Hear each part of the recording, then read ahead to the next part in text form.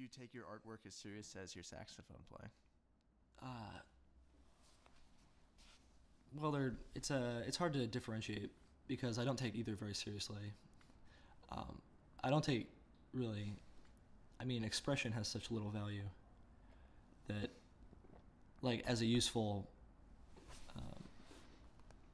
as something useful, like in something that won't just be an escape or like a way to make another connection or a way to reinforce like a conditioned response. So I try to not take it very seriously.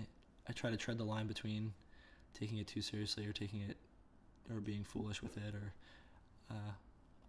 but then the other side of that is that I believe fully in spending lots of time with all these things. Like there's a Zen Buddhist saying that says if something's boring for 2 minutes, try it for 3 minutes.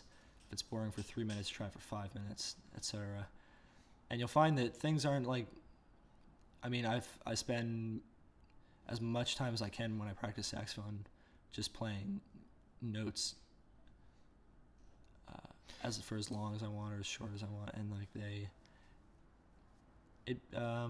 it all bleeds together, you know. Yeah, there's something like I believe that the body is infinitely creative, but sometimes you exhaust these creative outreaches and you just kind of have to like switch over to something else. Mm-hmm. Do you think there's something about maybe switching to drawing that Absolutely. can really push you back towards the saxophone and vice Absolutely. versa, and they kind of just ping pong off of Mm-hmm. each other? I mean, making a drawing feel really good for me is way harder than making a piece of music feel really good because I have less practice, I think. But to really get involved with it and make it right to you, whatever that is, you know, like really spending a lot of time getting familiar with your materials and familiar with the medium that you're working on, and going back and revising hundreds and hundreds of times, or checking the idea against other ideas like tons and tons of times. It really helps. And just being really aware of what exactly it is that you're doing while you're doing it. Yeah, definitely. Also, you've been pretty deeply involved in this chai, and meditating. Yeah. What started you on that journey, and how do you think that impacts your art and yourself? Well, qi is a Chinese word for energy, really. It's qi is energy in the Chinese systems. It's a very old practice. I kind of approach it the same way that I approach saxophone playing. I follow my intuition more than anything else. It's, again, very difficult to speak about, but if it's something that a person's interested in, like I was, or like I still am, it's very, you know, it's still like difficult for me to talk about it at all, you know, because I'm like so shallow in it, you know. I'm just like touching the very surface. The very tips of it. Because you know, I'm only 21, you know, like. Yeah, we're all really young people. Yeah.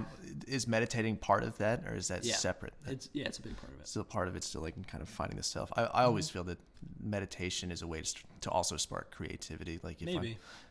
Personally, if I'm struggling with composition or just practicing, if I just take like even 2 minutes out and just refocus myself, it's like things just kind of come blasting through. Mm-hmm. It's important to yield, and as musicians, like, we get taught a lot that if you yield, that another musician's going to come in and take your place on whatever kind of bandstand you're on, if that's even on the scene. But it's really important to know that there's a time to be still and there's a time to be active, and sometimes you're going to be low and sometimes you're going to be high. And I don't know, when I realized like that, it's very simple, but it's also like very deep, because when you realize that, it makes things a lot easier to deal with. Yeah. Speaking of bandstands, the whole point of these interviews, in my mind, is to kind of to document the basement scenes happening in Bushwick, and kind of the scenes that all of our close friends are like really involved with. And what's your take on all of that? I love it. I love going to places like the Freedom Garden or 1012 Willoughby. I don't get to often enough because I'm like stretched to my limit as it is. And also you work Yeah. a lot of those days those things happen. Yeah, no, it's kind of wonderful to see that the people that were once throwing these just house parties have suddenly like really focused that into a way to present music. And it's super interesting that it's done kind of illegally in these houses, and there's definitely like a scene. There's all these young kids involved, and it's great to see all these different kinds of groups. I mean, you guys have had everything from like noise metal to just straight ahead jazz sometimes down there. It's great to see. I've seen all kinds of rock, people pop, come and through. it's kind of a crazy scene. So this is your last semester. Your recital is coming up on April 19th. Everyone remember that date. Half solo sax. Yeah. And then half is... The group I've been writing for is 3 drum sets, guitar, and saxophone. Now, wow.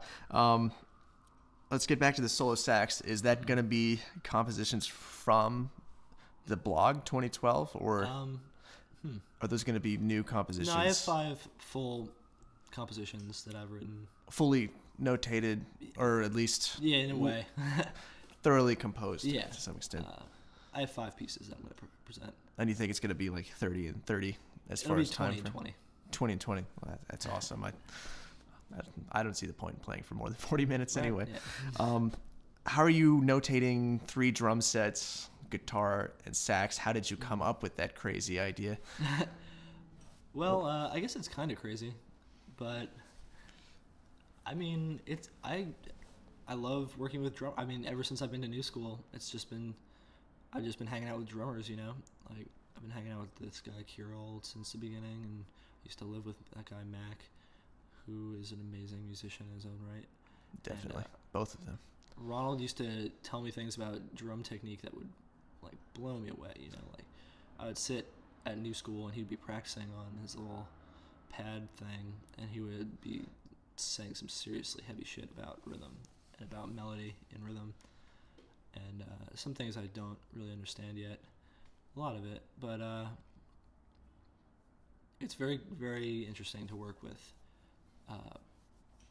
saxophone, which is breath-based manifestation of breath, which is a manifestation of like the interior self, maybe, and then drum set, which is manifestation of movement, essentially, because it's the human body moving to make other objects move, vibrate.